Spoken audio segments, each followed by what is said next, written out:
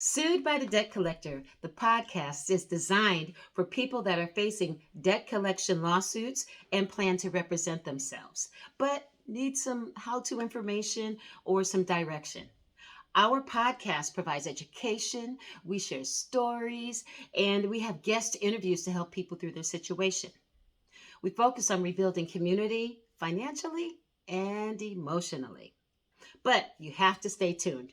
We drop new episodes on every Wednesday. We can be found on Apple Podcasts, Google Podcasts, Amazon Music, Podbean, Stitcher, or just go to your favorite podcast channel. Now, if all else fails, just go to the link in the bio of our Instagram at Sued by the Debt Collector, and you can find us there also. If this is your first time joining us, welcome and thank you so much for joining our community today. And we hope that you stay.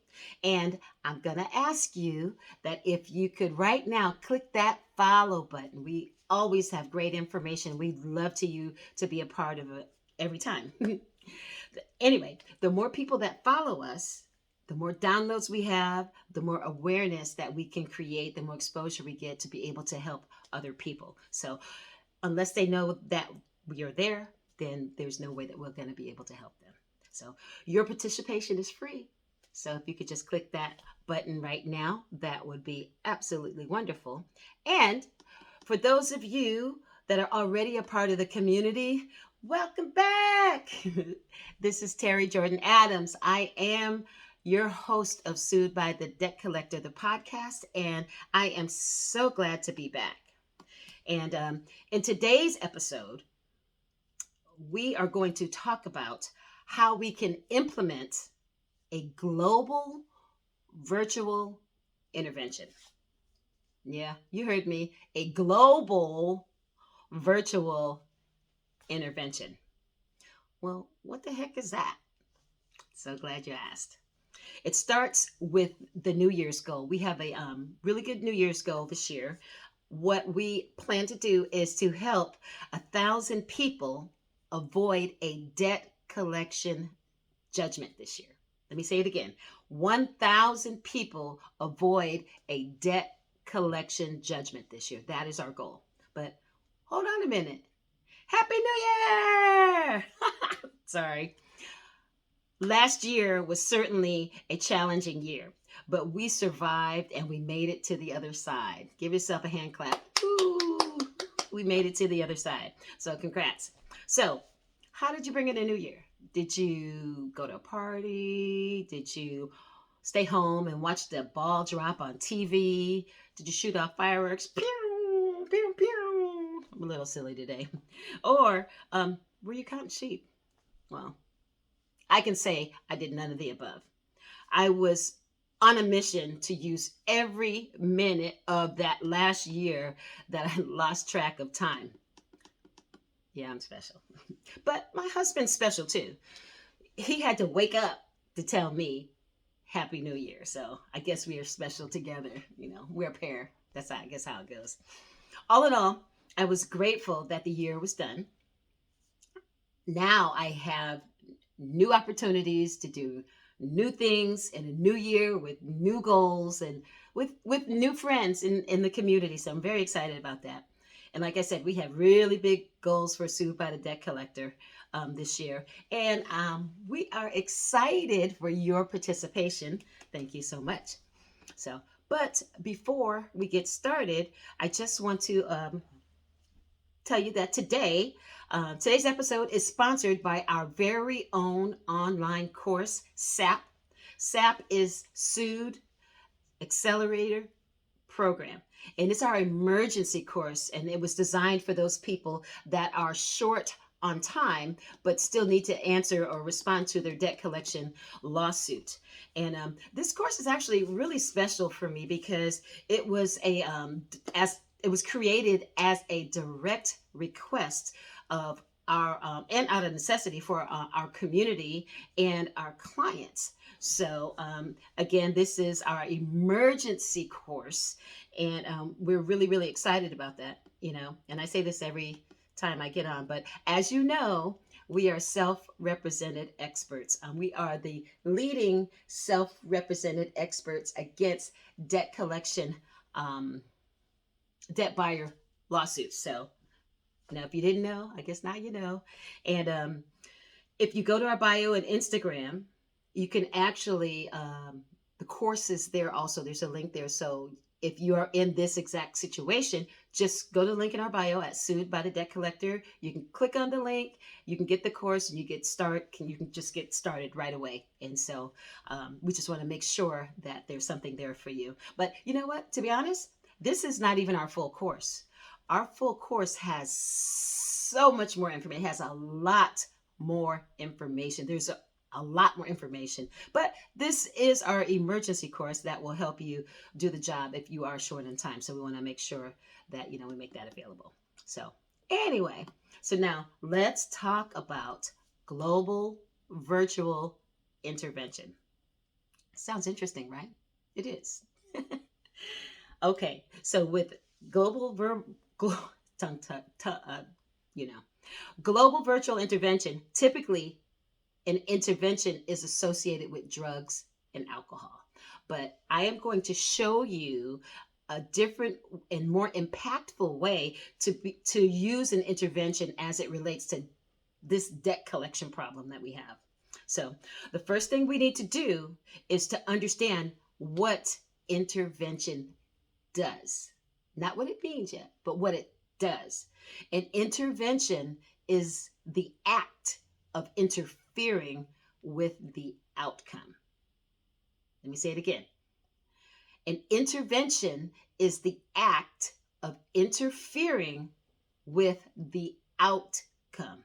So, in this case, what is the outcome? The outcome is being sued by the debt collector, right? Or, dealing with the debt collector.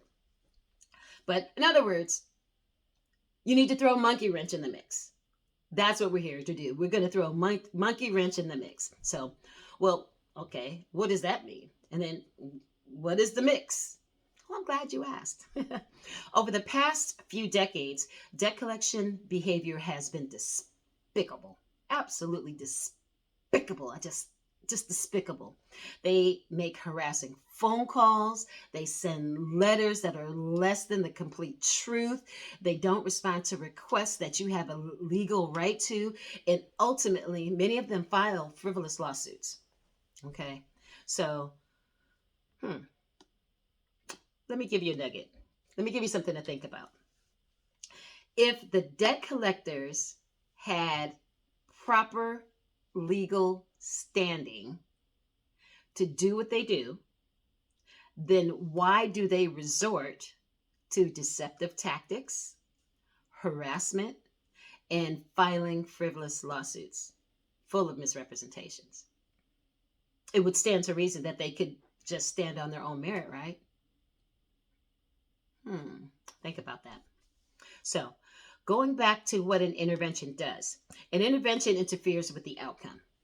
So, what is the outcome? The outcome is based on their past behavior and has gone unchecked by the law for a long, long time. And even till present, the law really doesn't check them. If the consumer does not show up, then the law, even though the judge may see that things are illegal, the judge won't do anything because the opposition didn't show up. So anyway, so when they file frivolous lawsuits, they expect to win as usual. As usual, the outcome unrepresented against unrepresented consumers because they don't show up and they don't challenge the case. So why wouldn't they continue to file these lawsuits going forward? Who's going to come for them? Nobody's going to come for them. So what is their expected outcome? Plain and simple. They win 9 out of 10 lawsuits against unrepresented or self-represented people, consumers. So, okay, what is another outcome? Well, what about further financial devastation to the consumer?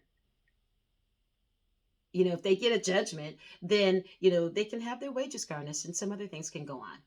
And, it may interfere with their budgeting, or maybe they haven't recovered or recouped their income. So there could be further financial devastation. What about emotional chaos? Being sued evokes all kinds of horrible feelings of unworthiness, humiliation, guilt, inadequacy, and the list goes on. I mean, when I was sued by the debt collector, I felt all of that. I felt all of that. I was embarrassed. I was humiliated. I was, and then I had a brain injury, so I couldn't even get my faculties in check so that I couldn't even get past the emotional part. It was very, very difficult. Judgments, they're another outcome. They can garnish your wages, they can raid your bank account, put liens on your property, all those things. Those are just outcomes. But let me tell you a story. I spoke to someone a couple days ago who had been taken advantage of by the debt collector, and they misrepresented what she owed. They filed a lawsuit against her. They didn't serve her properly.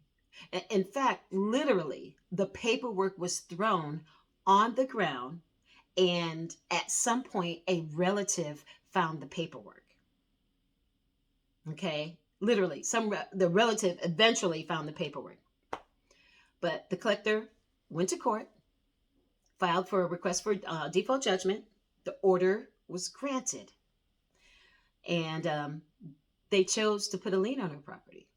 Unfortunately, because she did not respond to the lawsuit and was not even aware of the court date, she had no option to challenge the claim. This is a horrible, horrible situation. It's just horrible. And, in talking to her, she loses sleep regularly, every night. And so I talked to her. I said, listen, you know what? There's no point in you losing sleep. They don't care. They don't care that you're losing sleep. And the worst has already happened. So now all you can do is just recover from your situation. But now you're in control of how you recover.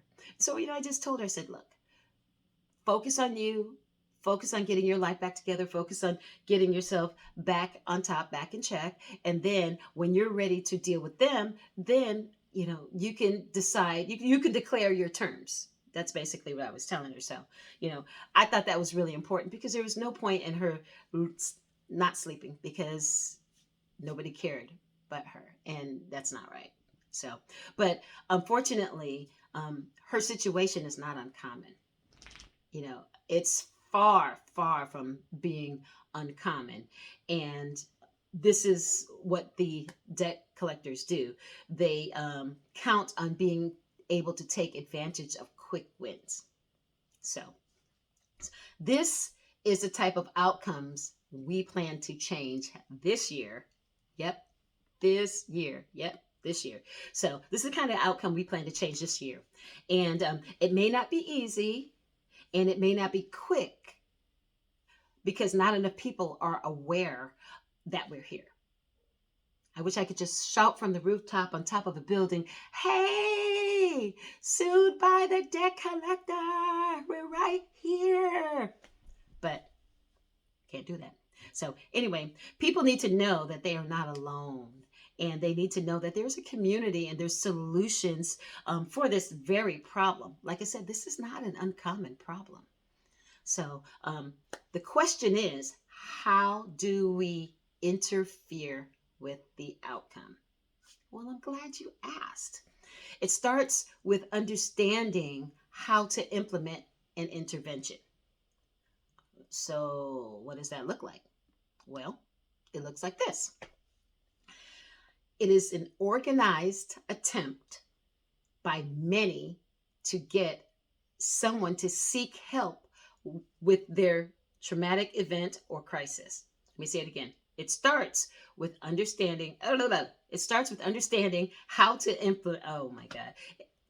Let's do it over. It is an organized attempt by many to get someone to seek help with traumatic events or crisis. An organized attempt by many to get someone to seek help with their traumatic event or crisis. Okay, so it starts with a plan and a process, right? Okay, so let's back it up. Let's back it up. So, starting from the back end, the traumatic event or the crisis. The traumatic event or the crisis could be um, someone having medical bills and it kind of devastated their finances and caused them to lose, fall short on the structure of their ability, to budget. It could be because someone has lost their job. It could be, like in my case, I got into a car accident and my brain inside my skull went ding, ding, ding, ding, ding, ding, ding, ding. And so my brain was bruised. I couldn't think straight. I had one headache for 7 weeks. And then I got a break for a day. And then I had another headache for 4 weeks. And it continued throughout the year. And I couldn't see straight. I had double vision. I was tipping over, trying to hold on to the wall. It was just, but to my point, those traumatic events and those crises, they're just catalysts to the outcome. Something happened and then the outcome showed up. The accident happened, then you get sued by the debt collector. Okay? So now, so we understand what the traumatic event or the crisis is, and then to get someone to seek help. Well, to seek means to look for, to look for help. But when you're in a state of emotional chaos, you're not trying to seek out anything because you're embarrassed and you certainly don't want to feel like you're in the position where you want to talk to somebody else about it. I know, I was there. But that is why it's got to be in an organized attempt by many. Because if the people that are in trouble are hearing this coming from different places and different people and different media and so forth, then what happens is they'll hear it enough to realize, oh, wait a minute, I'm not alone. There's a solution to this. And so by us having an organized attempt collectively, then we'll be able to impact more people. We'll be able to reach that goal of helping 1,000 people. But we have to do it together because I have a confession. Sued by the debt collector, we have a teeny, tiny, tiny, tiny team. And guess what? We can't do it alone. And so, literally, we are reaching out to you as part of our community and asking that you help us to spread the word, to create awareness and let other people know, because our desire is to change the narrative behind this whole stinking process. Because the truth be told, they know that they're taking advantage. The courts know that they're taking advantage, but there's no resources that are in place for us to stand up and say, hey, wait a minute. Well, there are now, but we got to get the message out. So, but how do we do that? Okay, we do that virtually. Okay, so we understand the intervention, but virtually. So, as part of the community, all we're asking for is that everybody just do a little bit. If you have a network of people in your social media account, your Instagram, your Twitter, your whatever. At this point, everybody's on social media, but if you have a network or a following, or send a message out. Hey, follow Sued by the Debt Collector on Instagram. Go to Sued by the Debt Collector, the podcast. And, if you have family or friends, or of people that have had some hardship, you might not know their situation, but you can say, hey, I don't know your situation, but there's this really great network. Maybe this is be something you're interested in. And then send them to the podcast so they can at least get some free education. And then they can get the clips off Instagram also. Okay. Now, global intervention, global virtual intervention. So, what does global look like? Well, I'm really, really proud to say that at this point, and we're early because we have a lot of work to do, but we have penetrated 17 countries. 17. So I'm really, really, really excited about that because that means that what we're doing in terms of creating awareness, people are hearing us and they're responding. They're becoming part of the community. They're listening to the podcast, and they're following us on Instagram, and I'm just really excited about that. But just to give you an idea, I'm gonna have to count on my fingers and maybe a couple toes, but we are in the United States, United Kingdom, Germany, Canada, Japan, Iceland, Nigeria, uh, and there's like 10 more that I'm missing, and I'm so sorry I don't have that in front of me. But we have penetrated 17 countries, and within the United States, we have penetrated 12. Have to use fingers and toes again. 12 states, and so 12 states are now responding to us, and they're downloading, and they're becoming a part of the community too. And I just want to thank everybody. But here's the challenge. We still have a ways to go. There's 50 states in the United States, and there's 195 countries. So we've got our work cut out for us. But if we press in every direction by everybody, then together, collectively, we can make a change. I just want to just make a really big change and just change lives this year. So I'm really excited about that. And so I'm really asking if you could really be a part of the movement, and just share. That's really all it takes. Is creating awareness is just to share with the next person, and tag us somewhere. Send us a tag or a post. If you do it on Instagram, tag us so that we know, and we can shout you out, or respond through the podcast, or however you need to get to us. Let us know, because it's encouraging, because that lets us know that we are together building a great thing. And I just want to thank you. This is actually the end of our episode.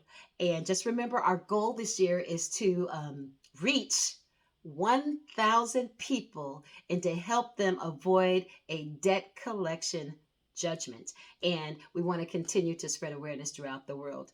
Please, please, please need your support. And once again, cannot forget that this episode is sponsored by our own course, SAP, Sued Acceleration Program. You can go to our link in our bio on Instagram, and I'm going to figure out some other ways where it'll be easy to access also, but that'll be coming in the future. And I just want to remind you, don't forget to like, don't forget to follow, and please rate us. Like fives, give us fives. Rate us, because what that does is that moves us up in the charts within our category, and then it creates greater exposure for Sued by the Debt Collector. So thank you so much for joining us in this episode, and we will see you on the next round. This is Terry Jordan Adams, and I appreciate you being with us here today. And don't forget to like and subscribe. Take care.